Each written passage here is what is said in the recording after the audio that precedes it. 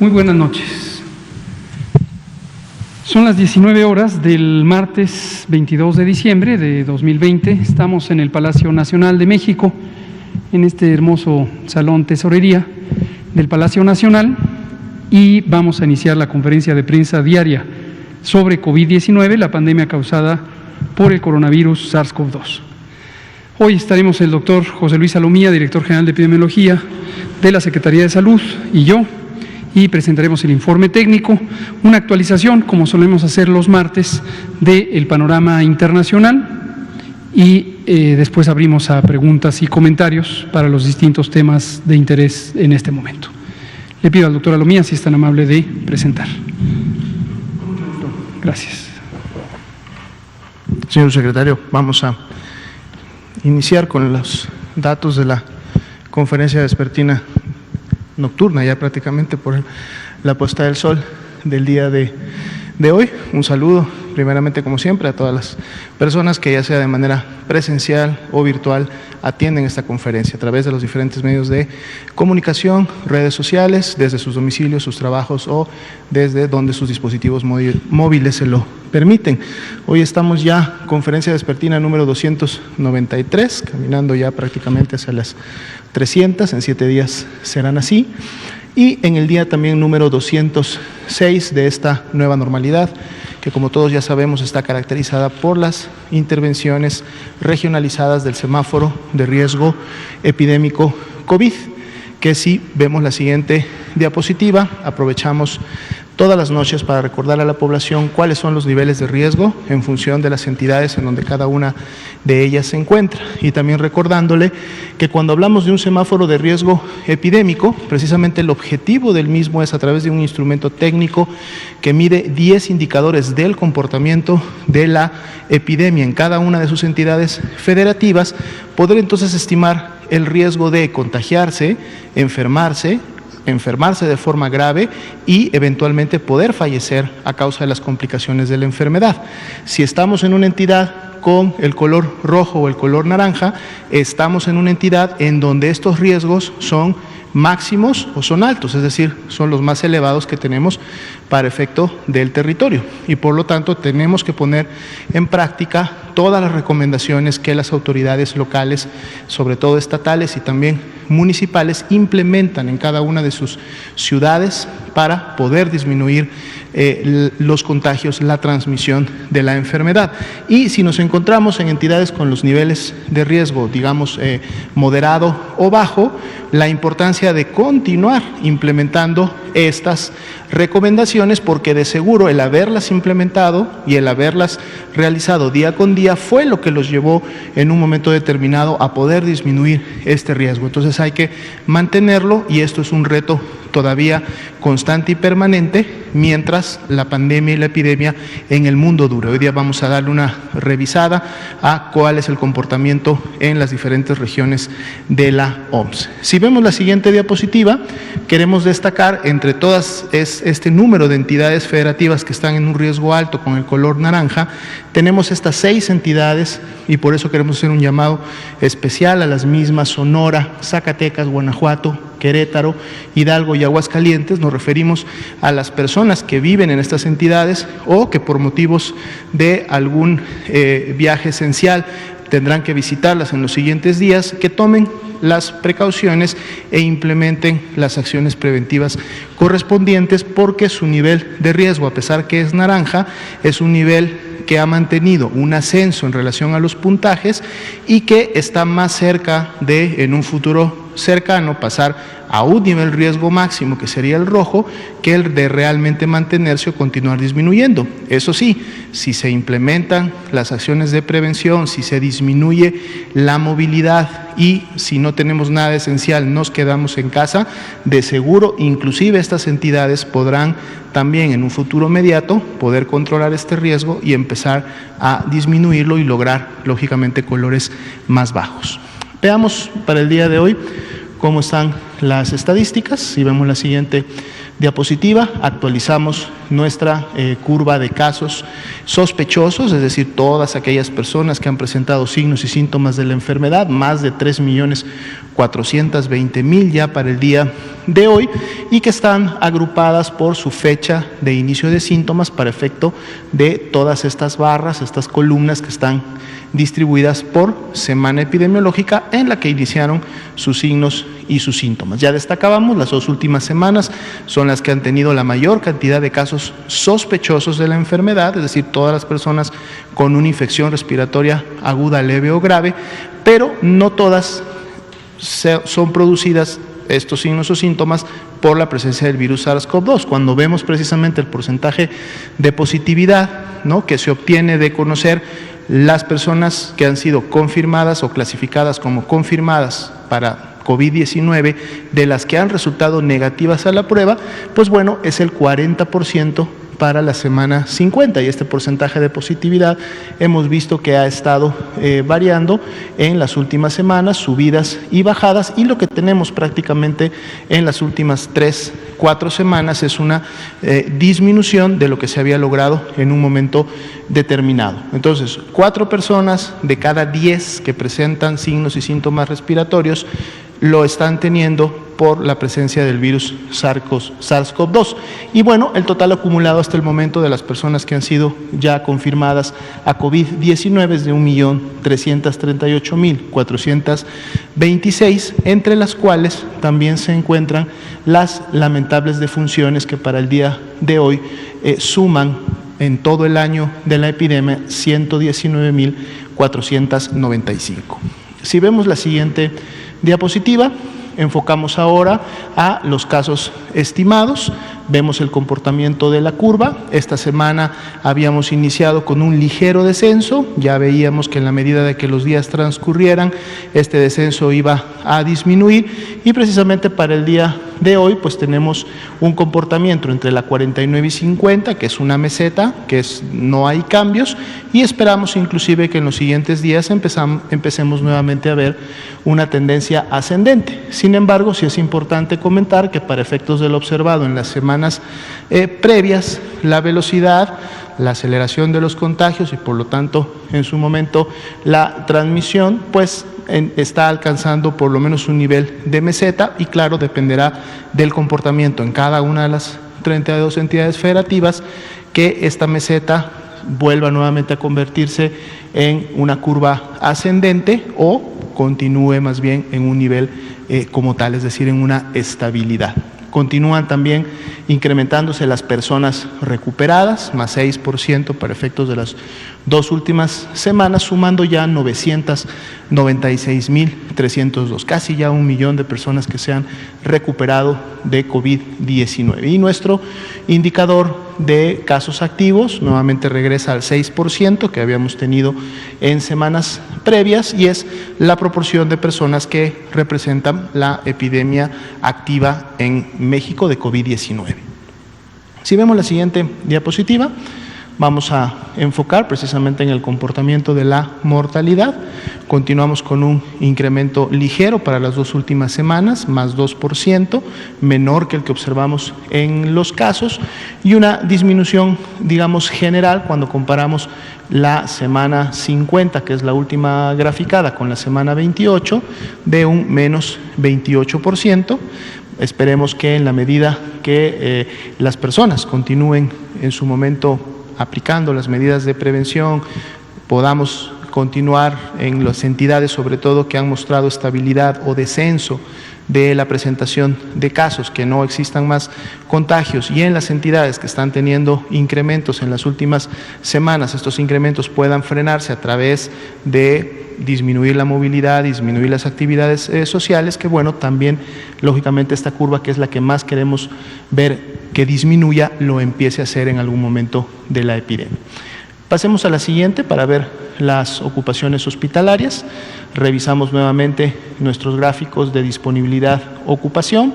Ciudad de México y Estado de México, vemos son las 2 entidades que están por encima de ese 70% de nivel de seguridad. La Ciudad de México con el incremento de 1 punto porcentual en relación a lo que observábamos ayer, y es más o menos el porcentaje o alrededor de un 85% en la que se ha mantenido la Ciudad de México, en donde se está trabajando intensamente todos estos ejercicios de reconversión y expansión. Recordemos que esta misma mañana anunciaba el IMSS a través del maestro Zoé Robledo de este operativo Chapultepec, que en su momento se está implementando, en donde más de 600 profesionales de la salud estarán arribando a la Ciudad de México precisamente para poder apoyar el tema de la reconversión. También lo están haciendo otras instituciones, incluido el INSABI, que está integrando recursos de otros estados y del país para en su momento poder operar no solamente el tema de camas generales, como lo estamos viendo aquí, sino también, como lo vemos en la siguiente diapositiva, lo que tiene que ver con la ocupación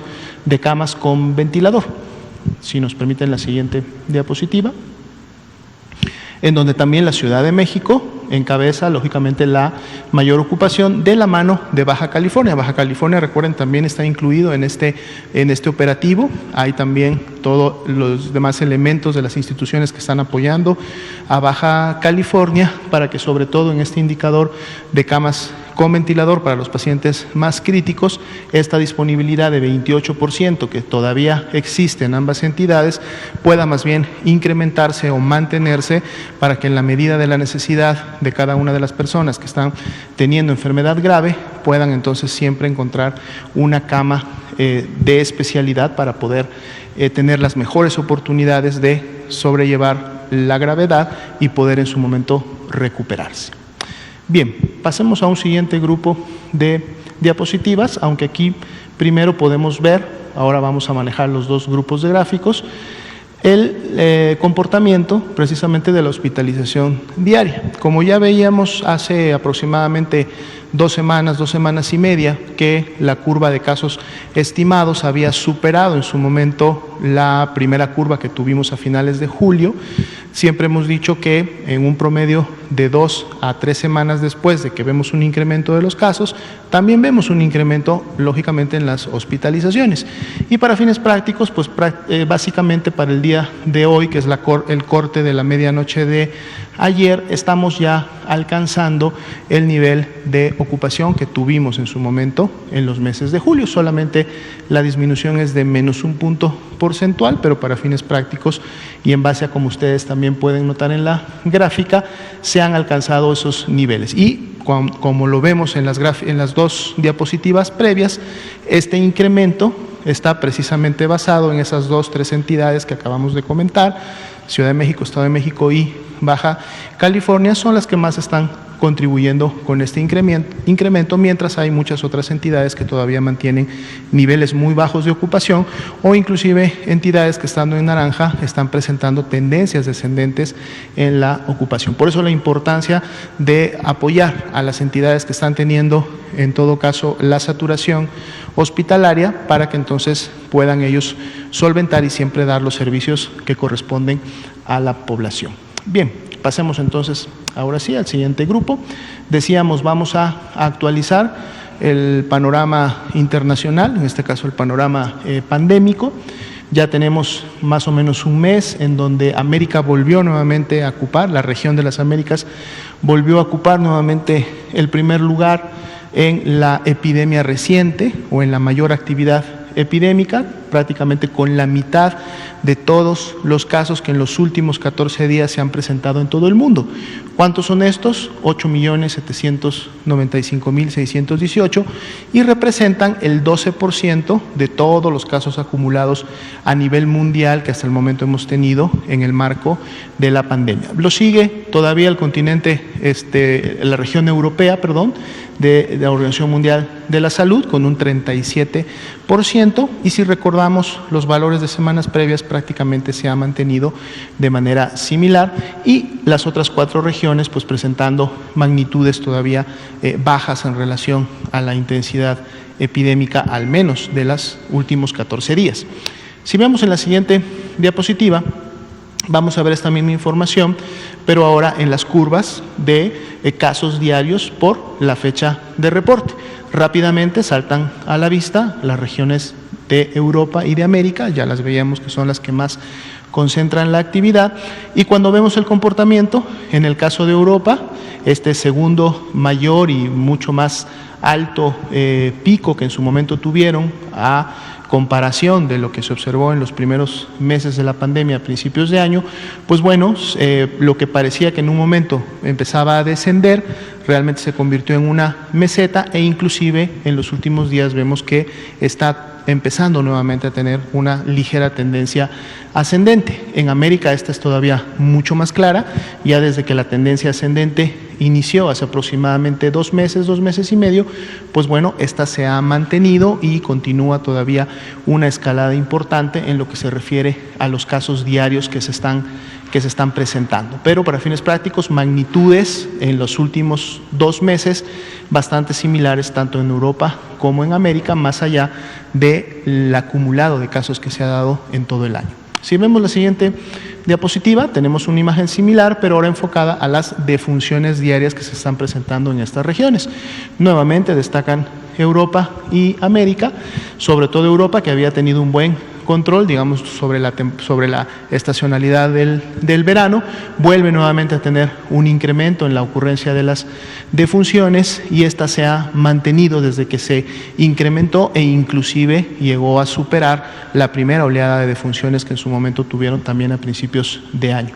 América tuvo un comportamiento en las defunciones, digamos que un poco más constante, hubo una disminución hacia el final precisamente del verano y con el incremento también del invierno o de la temporada invernal, inicia nuevamente otra vez esta escalada en la ocurrencia de las defunciones, incrementándose o también teniendo un ascenso por encima de lo que ya se había observado en el año y manteniéndose el mismo durante las últimas semanas.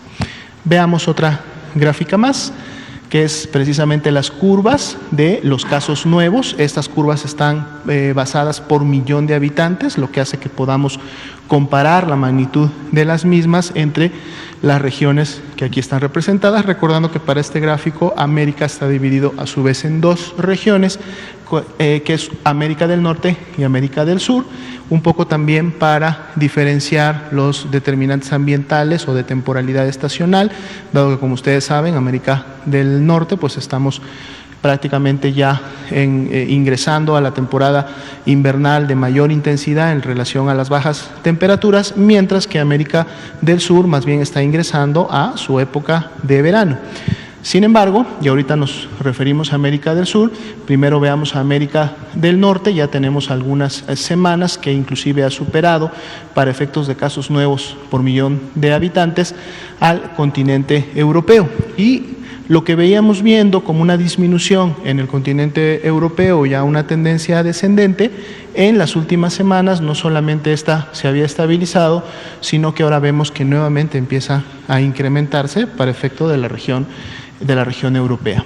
Llama la atención también América del Sur, la cual, como decíamos, había empezado su estacionalidad de primavera y ahora cerca ya a iniciar su verano, y veíamos este descenso que se daba prácticamente desde fines o mediados de agosto hasta mediados de noviembre, mas sin embargo podemos ahora apreciar que hay un nuevo incremento en la transmisión y por lo tanto en los casos en América del Sur, y prácticamente para efectos del corte del 20 de diciembre podemos ver que la intensidad y la carga de enfermedad de casos nuevos por millón está prácticamente llegando a lo que se había observado en agosto. O sea, es un incremento importante porque está siendo similar al que ya habían tenido a mediados del año y que además tiene una tendencia ascendente. Por lo tanto, en siguientes semanas esto todavía podría seguir un camino hacia arriba. Asia, África y Oceanía, ya hemos visto que al menos en comparación con las otras regiones, pues han mantenido una tendencia mucho más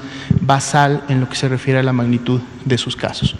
Veamos la siguiente diapositiva, que es ahora las defunciones nuevas por millón, y aquí sí tenemos un cambio en relación a la región europea y a las Américas, porque tenemos a la región europea todavía manteniendo, digamos, la mayor carga de defunciones y que estas todavía se están presentando.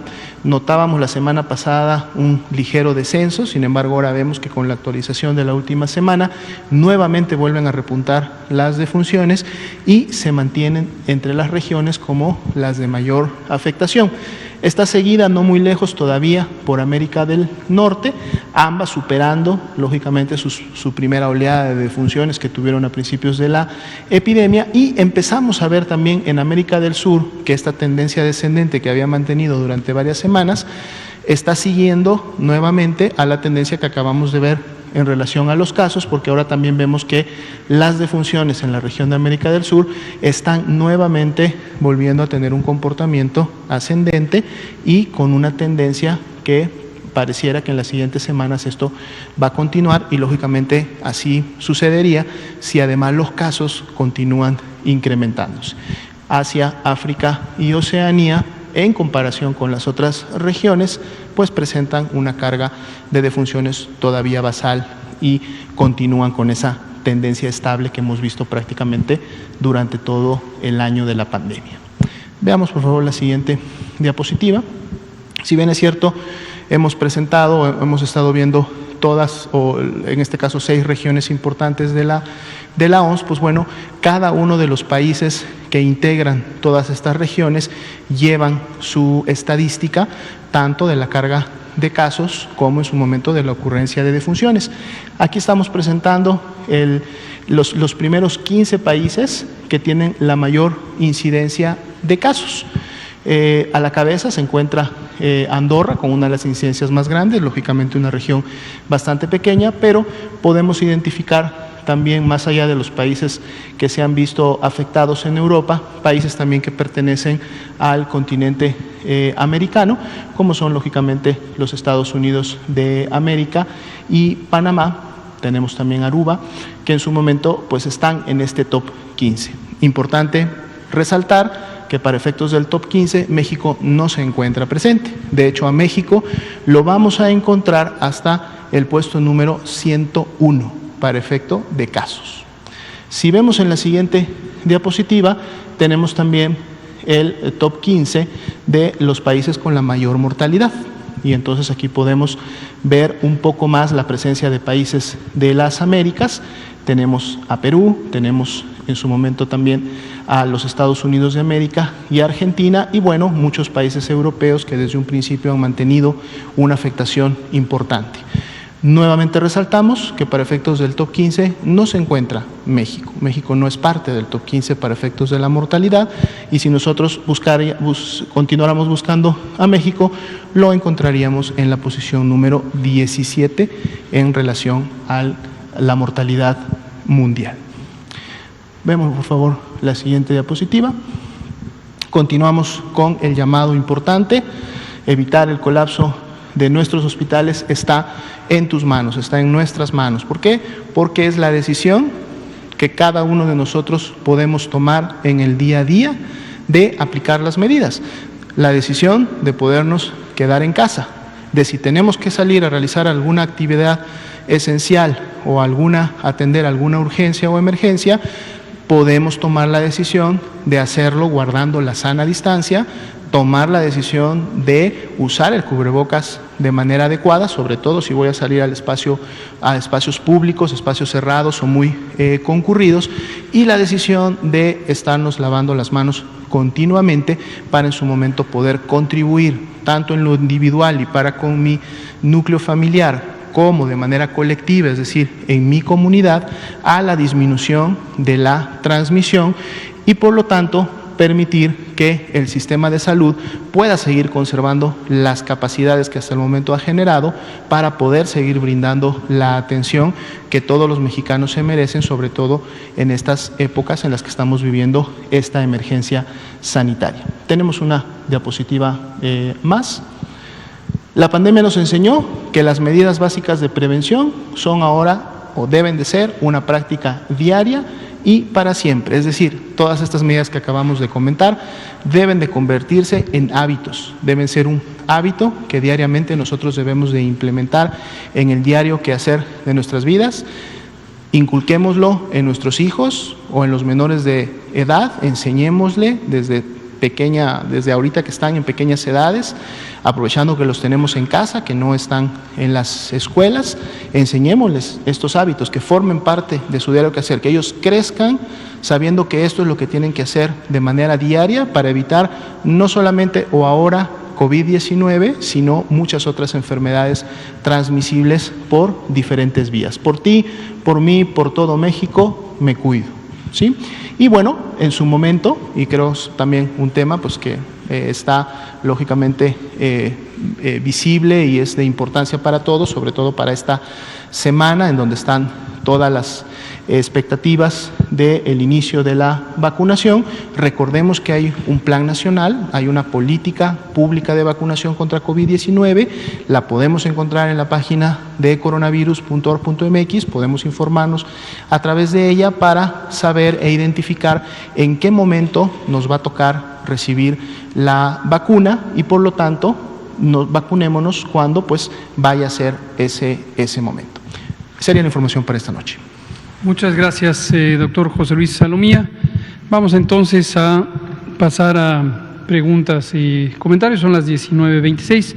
Solo quisiera destacar un par de mensajes de lo que ya ha dicho el doctor Salomía, que tienen que ver con lo que decimos todas las noches. La epidemia sigue activa, la epidemia es cambiante con respecto al tiempo y es cambiante con respecto al territorio, es decir, en cada momento se presenta con distinta intensidad en cada rincón del mundo, no solamente del país. Desde luego, para lo que interesa al interior de México, en cada entidad federativa hay que estar muy atentos, muy atentas a lo que está ocurriendo en cada entidad federativa. Este es el propósito precisamente del semáforo de riesgo COVID, tener un mecanismo de fácil identificación, no solo para los gobiernos estatales, sino también para que estos gobiernos estatales se les facilite la comunicación a la propia ciudadanía que reside en sus territorios. En este momento hemos destacado ya las 9 entidades federativas que en estos días se encuentran con actividad importante, pero desde el domingo desde el viernes pasado, para ser más estrictos, cuando presentamos el nuevo periodo de semáforo de riesgo, destacamos que hay varias entidades federativas que cambiaron a color naranja, estando previamente en amarillo, y que algunas se encuentran en un riesgo mayor de eventualmente pasar a rojo, si es que continúa el ascenso de la epidemia. Estos son el estado de Sonora, aquí está Damián Duarte, que comentaba de esto en la mañana, Zacatecas, Aguascalientes, Guanajuato, Querétaro, Hidalgo, son los que están en máxima calificación dentro del color naranja. Entonces, por eso hablamos de que podrían estar en mayor posibilidad de, en la siguiente vuelta de la calificación del semáforo, pasar a color rojo. Lo importante es mantener las distintas medidas de limitación de la movilidad de acuerdo a lo que corresponde con el semáforo para disminuir la posibilidad de que se propague. Lo otro, con respecto a la escena internacional, a lo largo de varios meses de la epidemia, también algunos medios de comunicación han estado con esta idea fija sobre el lugar que ocupa México si se le compara con otros países respecto a la incidencia, es decir, al número de casos por millón de habitantes o por 100,000 habitantes, y la mortalidad. Lo mismo, muy lamentables defunciones, con respecto a la población que vive en cada país, distinta de la letalidad que le hemos explicado en otras ocasiones, que es con respecto a las personas registradas enfermas.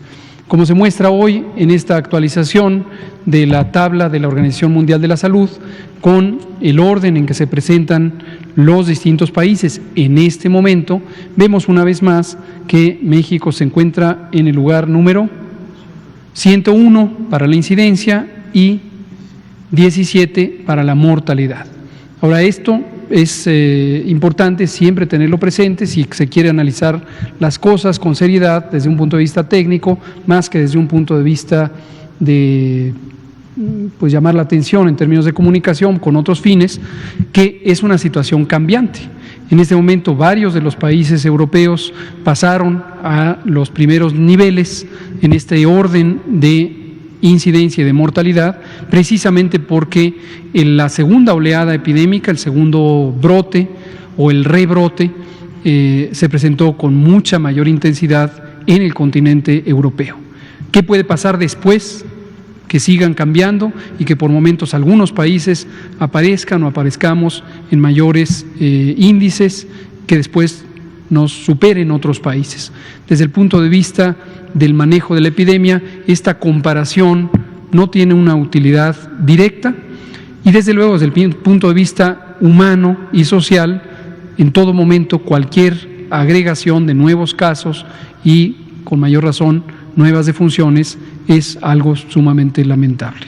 Entonces sigamos muy conscientes, muy atentos de lo que está ocurriendo con la epidemia.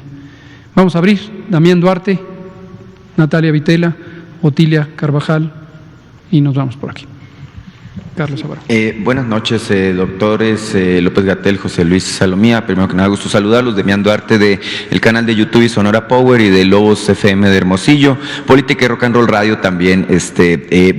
Son un par de cuestiones. Una en particular, pues tenemos ya 10 meses con esta situación, viviéndola, padeciéndola constantemente. Estamos enfrentando pues un nuevo confinamiento, que parece, aquí en la Ciudad de México, el Estado de México, Baja California, pero parece que, por ejemplo, en estados como el mío, pues va para allá la situación. La pregunta, y ha sido una inquietud que hemos tenido, es que hemos visto, yo soy papá de 12 chicas, que una universitaria y otra que está en preparatoria, y esta situación de la pandemia les ha pegado particularmente a los jóvenes, sobre todo porque pues se les arrebató su universo, ¿no? Es decir, para ellos la convivencia con sus compañeros de escuela, el asistir a clases, todo esto pues era prácticamente su vida, y ahora pues están confinados, condenados a estar todos los días siguiendo una rutina en las casas, viendo la televisión, atendiendo clases por internet, etcétera, ¿no? Mi pregunta, doctor, yo tengo la expectativa de que esta vacuna pues represente la salida, ¿no? De este oscuro túnel que ha representado la pandemia. Mi pregunta es si ya tienen un plan específico, y esto me lo planteó un youtubente de mi canal, un plan específico para atender el daño, porque evidentemente hay un daño psicológico en estas generaciones, ¿no? Que les está tocando una situación pues terrible, ¿no? Al respecto de lo que es su vida cotidiana y obviamente pues su experiencia hacia el futuro. La otra cuestión, muy en particular, hoy se presentó, yo sé que a ustedes no les gusta hablar de política, pero a los políticos les gusta hablar de coronavirus. La cuestión es que hoy se presentó esta alianza, coalición, Va por México, algunos le decimos el tumor, por aquello que van todos unidos contra Morena, no porque sea cancerígeno, y en particular por ahí el dirigente nacional del Partido Acción Nacional lanzó una acusación, un señalamiento de que el gobierno federal pretende monopolizar, así con esas palabras, la vacuna de coronavirus. No entiendo esa acepción, es decir, ¿cómo es monopolizar? Entiendo que el gobierno tiene pues precisamente la prerrogativa de manejar la estrategia de vacunación y pues dirigirla precisamente a las entidades. Si me pueden comentar sobre los dos aspectos. Gracias. Con mucho gusto, gracias Damián Duarte. Sobre el primer elemento, la pregunta me parece que es sumamente importante. Ha surgido en varias otras ocasiones, aquí en estas conferencias y en entrevistas. ¿Qué pasa con la salud mental? ¿Qué pasa con las afecciones de salud mental derivadas de un fenómeno tan impresionante como la pandemia de COVID-19? En general en el mundo, desde luego cada país también tiene la mirada puesta en su propia población. Y por lo tanto la pregunta natural es, uno, ¿qué afecciones de salud mental pudieran ser directamente atribuibles al proceso del propio virus? Es decir, las personas que en su momento fueron afectadas por la enfermedad tienen distintas alteraciones directamente asociadas al hecho de haber estado enfermas.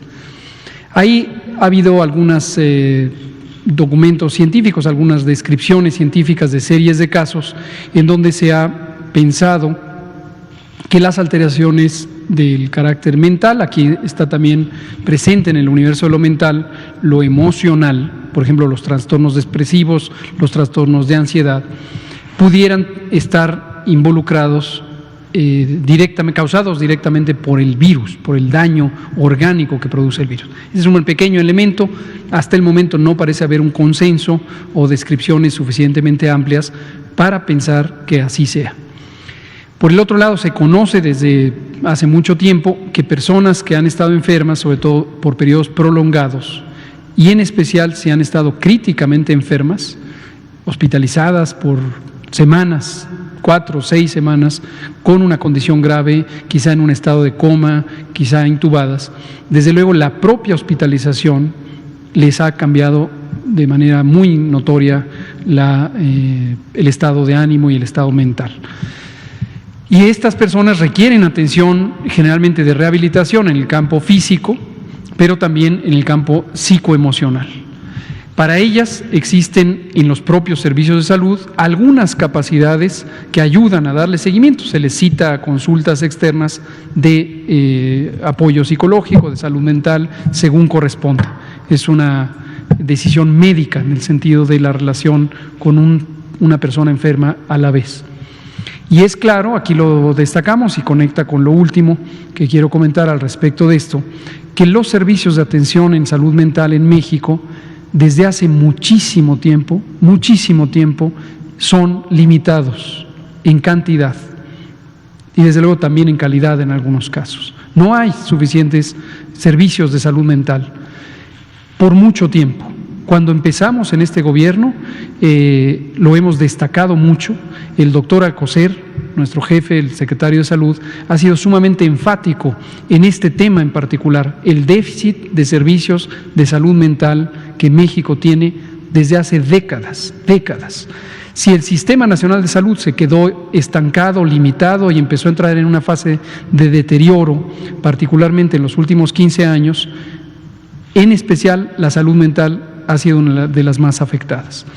Y es por eso que desde que empezó el sexenio, independientemente desde luego de la existencia del COVID, que todavía no llegaba, el doctor Alcocer dispuso que se hicieran rearreglos institucionales para crear la Comisión Nacional de Salud Mental y Adicciones, la CONASAMA, de la que hemos hablado aquí varias veces. Esta CONASAMA resultará de la fusión orgánica del Secretariado Técnico de Salud Mental, de los servicios de atención, la Dirección General de Servicios de Atención Psiquiátrica y de la Comisión Nacional contra las Adicciones. ¿Por qué fusionarlas? Porque parte de las limitaciones al desarrollo de capacidades institucionales en salud mental, en atención de la salud mental, deriva del hecho de que cada quien trabajaba lo suyo. El Secretariado Técnico de Salud Mental, del Consejo Nacional de Salud Mental, estaba en una suerte de aislamiento respecto a todo lo demás, con un modelo de operación no científico, mal orientado y, en fin, muchos vicios de operación también que están bajo una profunda investigación. Afortunadamente ahí llegó la doctora Lorena Rodríguez Bores Ramírez, que ha venido aquí varias veces, una persona joven, muy talentosa, muy brillante, muy competente, no solamente como psiquiatra especialista, sino también en su capacidad administrativa como directora. Está también los servicios de atención psiquiátrica. Su orientación era la administración de los 3 hospitales psiquiátricos mayores, el Hospital Fray Bernardino Álvarez, el Hospital Samuel I. Ramírez y el Hospital Psiquiátrico Infantil Juan N. Navarro, más otras 3 unidades de atención comunitaria y un enfoque más medicalizado, más médico de atención intramuros. También grandes oportunidades de desarrollo de este campo. Y finalmente la CONADIC, con su enfoque exclusivamente en adicciones, pero las adicciones son un problema de salud mental social. Entonces, cuando hay tanta necesidad, carece de sentido mantener una sobrefragmentación. Y la orden del secretario Alcocer fue integrarlo.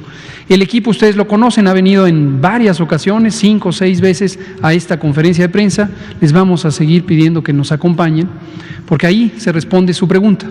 ¿Existen planes específicos para atender los trastornos de salud mental derivados de la pandemia de COVID? Sí. La respuesta es: los planes empezaron en abril. No es que apenas los vamos a hacer, empezaron en abril. Están en ejecución. Con las capacidades existentes, están en ejecución. Los 45 centros estatales de salud mental están volcados a esto.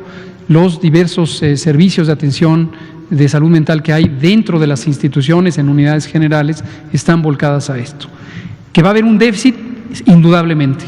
Este es el estado que guarde al país, igual que en la rehabilitación pulmonar o física de la que hemos hablado varias veces. Pero es un reto para la sociedad mexicana también el tema de salud mental.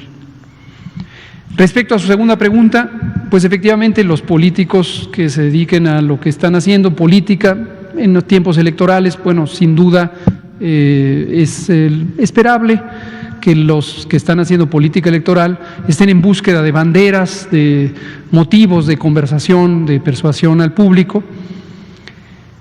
Las vacunas no lo son y el manejo de una epidemia tampoco es un motivo de demostración política electoral, y tampoco la vacunación contra COVID. La vacunación contra COVID es un tema muy serio.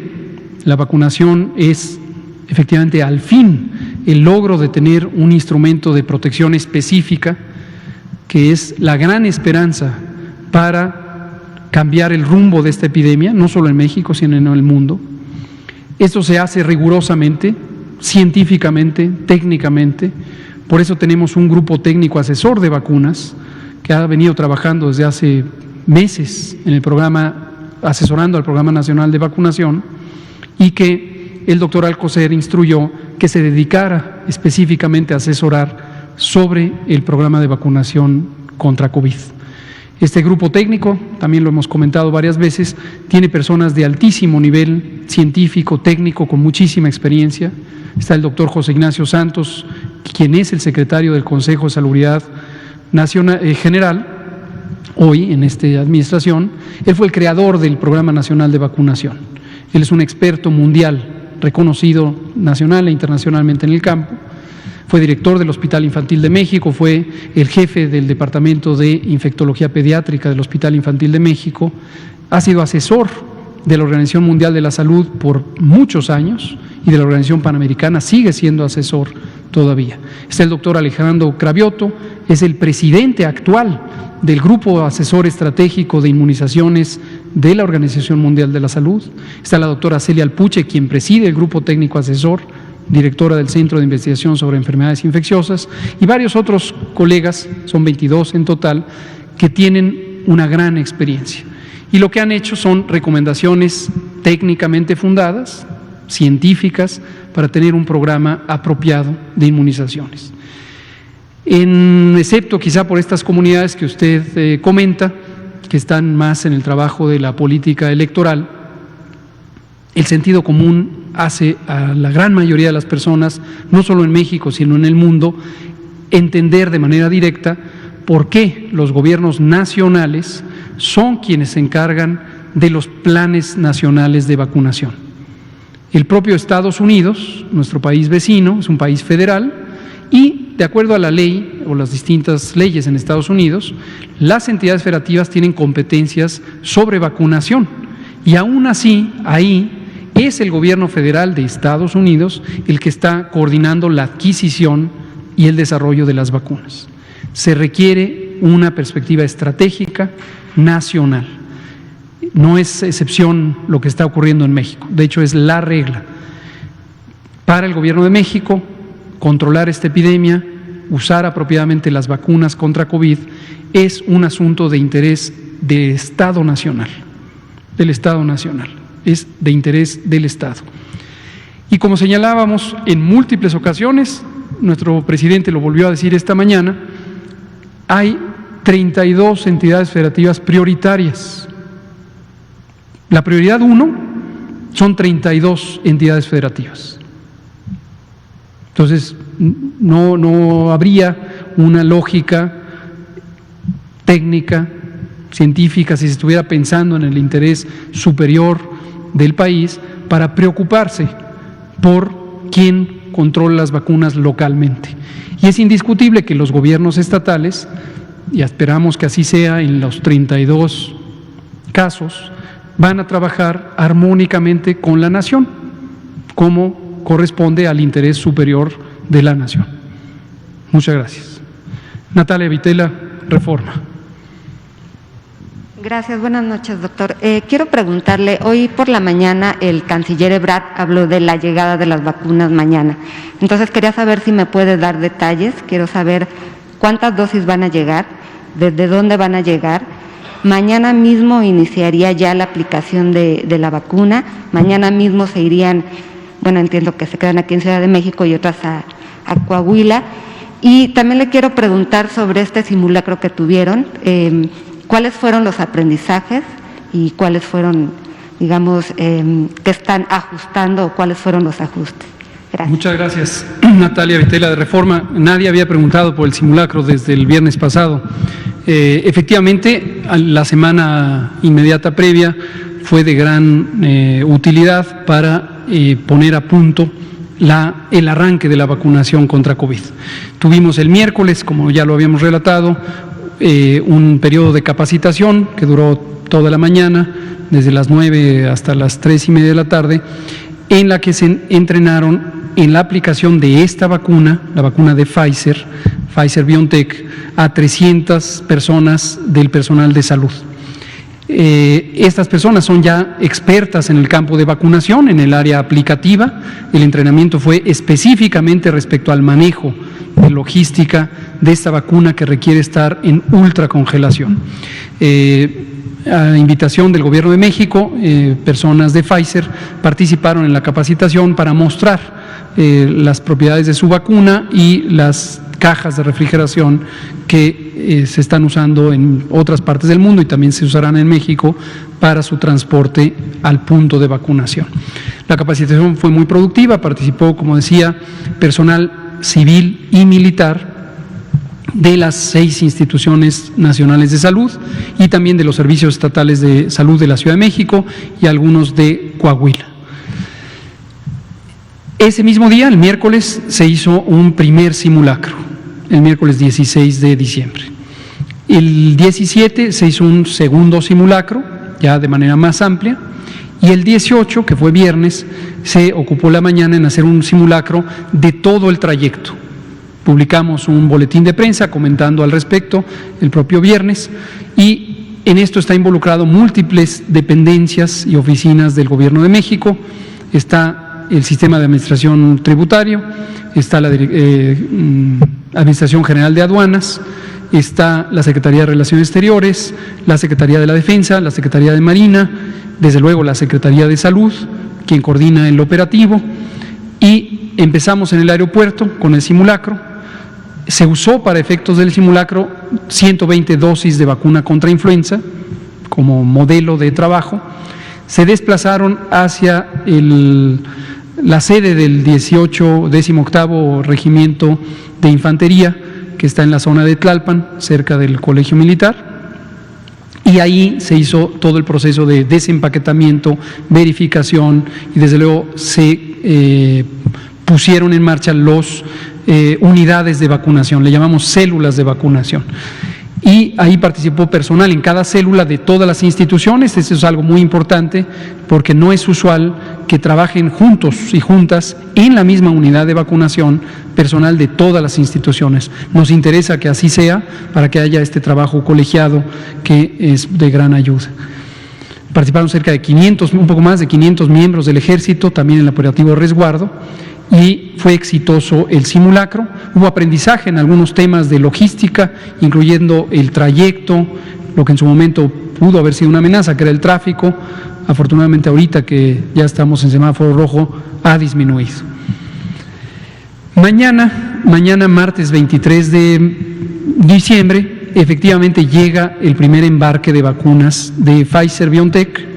Llegarán al Aeropuerto Internacional de la Ciudad de México, llegarán en un avión de una empresa de mensajería, que es la que directamente contrató Pfizer para este envío y que está acordada en los términos no solo del contrato, sino de las distintas conversaciones que hemos tenido con Pfizer. Llegará en la mañana y el evento habrá una demostración a la prensa. Consideramos que es un evento de interés público y conviene que la prensa y por lo tanto el pueblo de México conozca este proceso. Esto ha ocurrido en otros países también. Llegará el avión, se recibirá el paquete, ahí estarán distintos funcionarios, seguramente estará el doctor Alcocer, el canciller Marcelo Ebrard, sería muy bueno que estuviera, y seguramente estará la subsecretaria Marta Delgado, la doctora Miriam Veras Godoy, quien es la directora del Centro Nacional para la Salud de la Infancia y Adolescencia, responsable directa del operativo y del programa de vacunación, compañeros y compañeras de COFEPRIS, de aduanas, de Marina, de Sedena, etcétera. Va a ser un operativo grande con el propósito demostrativo de la recepción. Estas vacunas seguirán el trayecto ya mencionado y serán resguardadas en una locación que no diré cuál es, precisamente por razones de seguridad, y estarán resguardadas hasta su uso el día jueves. El jueves 24 haremos una segunda presentación pública, que es ahora sí el arranque de la vacunación. Por el momento no les comparto detalles, precisamente para que sea una convocatoria formal al momento en que haremos este arranque ya formal del periodo de vacunación. ¿Cuántas vacunas? La pregunta es muy importante y gracias, Natalia, porque un poco los personajes que mencionaba Damián hace un rato han distorsionado la versión de que si son poquitas vacunas que no van a alcanzar para el pueblo de México. Que quede muy claro, los contratos que existen y algunos más que habrá contemplan vacunar a todo el pueblo de México. La vacunación contra COVID en México será universal y gratuita. Gratuita para los ciudadanos, evidentemente al momento de vacunarse ya la estamos pagando quienes pagamos impuestos con las contribuciones que hacemos. Todas serán vacunadas. La vacunación es voluntaria, que quede también muy claro, esta mañana se preguntaba este aspecto. Y lo que está ocurriendo ahorita es el arranque. Entonces, cuando hemos dado detalles sobre este operativo de arranque, hablamos de Ciudad de México, hablamos de Coahuila, hablamos de unos pocos decenas de miles de vacunas, es el arranque. Tan, tan. Simplemente, entonces, quien quiera generar confusión diciendo son muy poquitas vacunas, no alcanza para todo el personal de salud, pues, o no sé por qué motivación está empeñado en ver las cosas estáticas. Una vez que empiezan los embarques, mañana, seguirán a un ritmo gruesamente semanal, que es como se pactó con Pfizer, conforme los fabrica Pfizer, los va a entregar Pfizer. Y sin parar, continuarán llegando. La cifra que dijo el canciller Ebrard esta mañana es el primer ciclo de un mes y es desde esta última semana de diciembre, en la que estamos ya prácticamente, y hasta el final de enero. Y ahí son poco más de 1.400.000 dosis. El siguiente mes llegará otro ciclo en embarques semanales y lo otro en marzo. Total que al final de marzo estaremos teniendo 7.5 millones de dosis de Pfizer. Y continuará hasta tener 34.4 millones de dosis de Pfizer-BioNTech. Se sumará cuando estén listas y cuando hayan sido autorizadas por COFEPRIS las otras que se fueron contratadas, lo hemos dicho muchas veces, CanSino hasta 35 millones de dosis, AstraZeneca 77.2 millones de dosis. Lo que se contrató en COVAX, el esquema de cooperación de la Organización Mundial de la Salud, hasta 51 millones de dosis en esta primera contratación, que podrá ser ampliada conforme vaya existiendo más vacuna. Entonces, si se quiere dar un mensaje veraz y claro, la vacunación es universal. Universal. Por favor. Gracias. El canciller hoy en la mañana habló de que este primer lote va a servir para calibrar el operativo de vacunación. Yo quería saber si me puede, no, por favor, explicar. Le hemos llamado técnicamente calibración precisamente a este trabajo muy detallado de establecimiento de la logística de funcionamiento. Este es un operativo de vacunación no convencional. El Sistema Nacional de Vacunación o Programa de Vacunación Universal de México, aunque tiene mucha tradición, muchos años de dar buenos resultados, nunca había tenido la necesidad de manejar tantas vacunas en un esquema tan complejo, en mitad de una epidemia de la magnitud de COVID-19, cubriendo a múltiples grupos de edad, todos, potencialmente todos, varias vacunas siendo utilizadas a un mismo tiempo, generalmente para todas las demás, las 14 enfermedades para las que hay vacunas en México, se utiliza un mismo producto. Y aquí vamos a tener, es decir, una marca para fácil identificación. Aquí vamos a tener 3 marcas, posiblemente 4 o 5, conforme vayan surgiendo. Cuando hablamos de marca, es simplemente para hacer referencia a distintas compañías, pero en este caso son distintas tecnologías. Vacunas de RNA mensajero, vacunas de vectores virales inactivos, vacunas de componente proteico, vacunas de subunidad, etcétera. Entonces, eso implica muchas complejidades porque hay que calibrar todo, la logística, la aplicación, la farmacovigilancia, un sistema de información que ya tenemos en posibilidad de uso, que lo hemos estado piloteando con la vacuna de la influenza y que vamos a tener la posibilidad de tener una mega base de datos de todas las personas vacunadas. Entonces, hay muchas particularidades que requieren esta calibración. Entonces, por eso, estas primeras dosis que serán usadas de arranque en personal de salud en las unidades COVID, que después seguirá y sin interrupción cubriéndose al resto del personal de salud y también sin interrupción se irá incorporando al resto de toda la población de acuerdo a 3 ejes de priorización que hemos comentado: eje 1, la edad; eje 2, las comorbilidades; y eje 3, la propia necesidad epidemiológica de acuerdo al comportamiento de esta epidemia.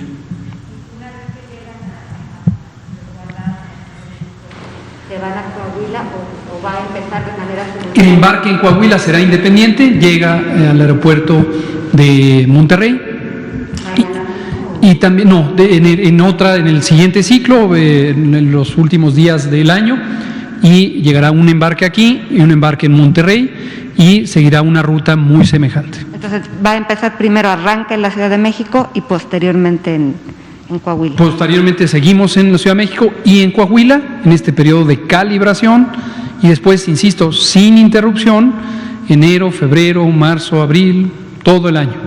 Gracias. Todo el año hasta que logremos cubrir a toda la población. Y una cosa que debe quedar muy clara: la velocidad a que pueda ir ocurriendo el operativo no será limitada por el esfuerzo del Gobierno de México, pero sí puede ser limitada por la existencia de vacunas.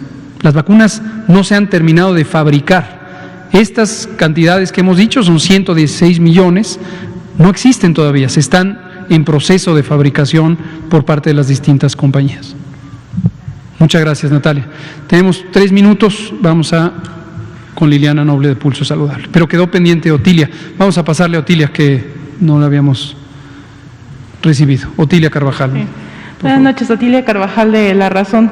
También sobre la logística de la vacunación contra COVID, en el documento menciona que se va a realizar en zonas militares. ¿Las Fuerzas Armadas van a ser las encargadas de resguardar la vacuna o quién se va a hacer cargo de esto? Es correcto, Otilia. Las Fuerzas Armadas, y les agradecemos públicamente como siempre, van a ayudarnos a resguardar, pero no solo eso, las Fuerzas Armadas, tanto el Ejército de Tierra y Aire, es decir, la Secretaría de la Defensa, como la Secretaría de Marina, han hecho una contribución valiosísima, que es ayudarnos con el diseño de la logística. La logística es una materia muy sofisticada que en el campo civil, en muchos países, incluido México, no se ha desarrollado suficientemente. Y los ejércitos tienen divisiones o secciones específicas de logística y una gran experiencia. En el campo civil también quiero dar el reconocimiento público al doctor Felipe Cruz Vega, quien es el coordinador y director general del CEBOED, el Centro Virtual de Apoyo a Contingencias y Desastres del Instituto Mexicano del Seguro Social. Ya ha venido una vez aquí a la conferencia y el doctor Cruz Vega lleva al menos 14 años desarrollando capacidades logísticas en el área civil de salud, y él también está ayudando mucho a esto. Sí. También preguntarle si ya tienen las listas de cómo se va a organizar al personal que se va a vacunar, sí, y si ya se les notificó cuándo y dónde tienen que acudir. Muchas gracias. Sí tenemos la lista. Partimos de un material, una base de datos que ya habíamos integrado a propósito de la condecoración Miguel Hidalgo.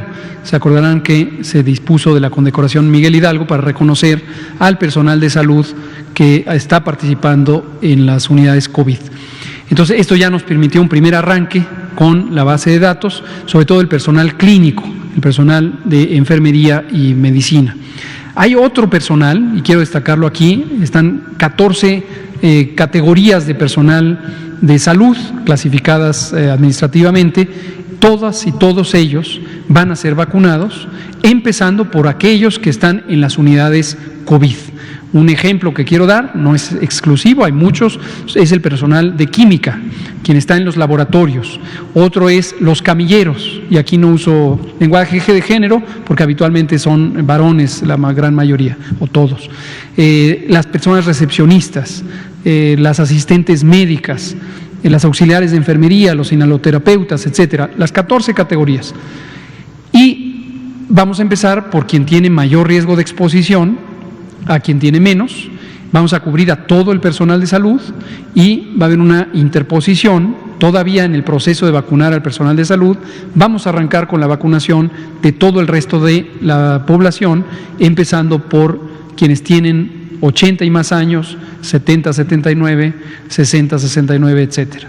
Bueno, entonces a quienes van a ser los primeros en vacunarse ya se les notificó que tienen que... A quienes van a ser los primeros, sí, se les va a notificar en estas horas. Recordar que esto es para el 24 en la mañana. Y aquí una cosa, pero están preidentificados. Ahorita la unidad clínica donde van a ser vacunados ya preidentificó a este personal. Y aquí es muy importante, también para el personal clínico la vacunación es voluntaria. Entonces, cuando se les llama a vacunarse, se les hace en el carácter de una invitación. Pueden declinar, ojalá que no lo hagan porque es un instrumento de protección, pero se les invita y voluntariamente eligen o declinan el ser vacunados. Gracias. Muchas gracias, Odilia. Pues aquí acabamos, son las 20 horas con 1 minuto. Gracias por sus preguntas, gracias por su atención, gracias, doctora Lumía. Y continuamos, estar pendiente mañana a las 9 de la mañana, en términos de medio, la llegada de las vacunas contra COVID a México. Muchas gracias.